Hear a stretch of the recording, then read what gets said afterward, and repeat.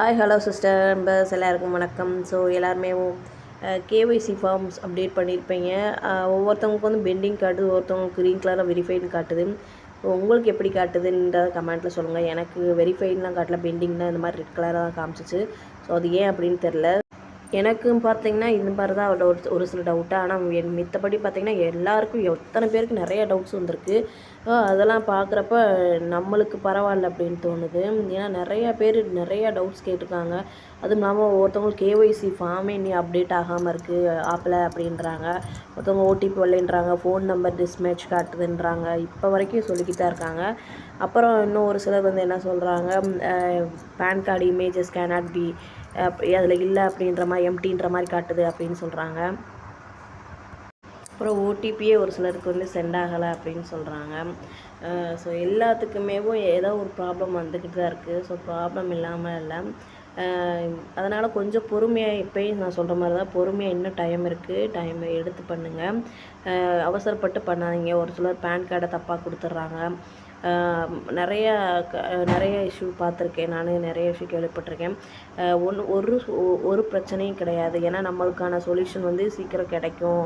அதாவது கண்டிப்பாக நம்ம டாப் லைனரில் கால் பண்ணி கேளுங்க, பக்கத்தில் இருக்கிற ஜோனல் ஆஃபீஸில் இருந்தால் போய் கேட்டு பாருங்கள்.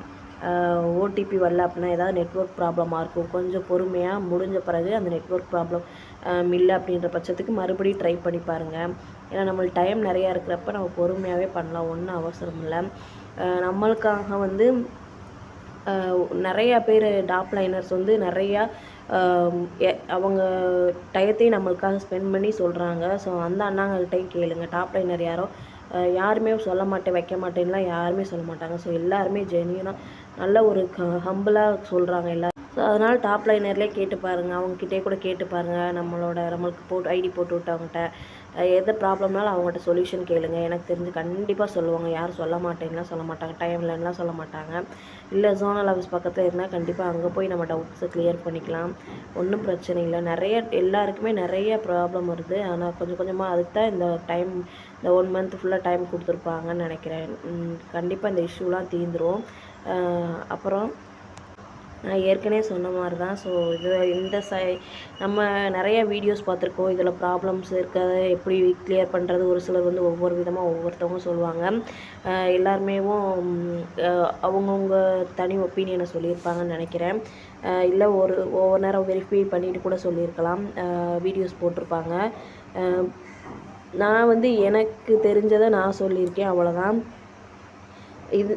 இன்னும் மறுபடியும் நான் சொல்லப்போனால் ஏற்கனவே சொன்ன மாதிரி எம்டி சார் சைட்லேருந்து இதுக்காக ஒரு வீடியோ வந்துச்சுன்னா இன்னும் ஒரு பெஸ்ட்டாக இருக்கும். எல்லாருமே டவுட்லாம் கிளியர் பண்ணுற அளவுக்கு கொஞ்சம் தெளிவாக பண்ணுவாங்க எல்லாருமேவும். கண்டிப்பாக அவர் சைடு இதுக்காக ஒரு வீடியோ போடணுன்றது என்னோடய ஒப்பீனியன் தான் நான் சொல்லியிருக்கேன். Thanks to all brothers and sisters.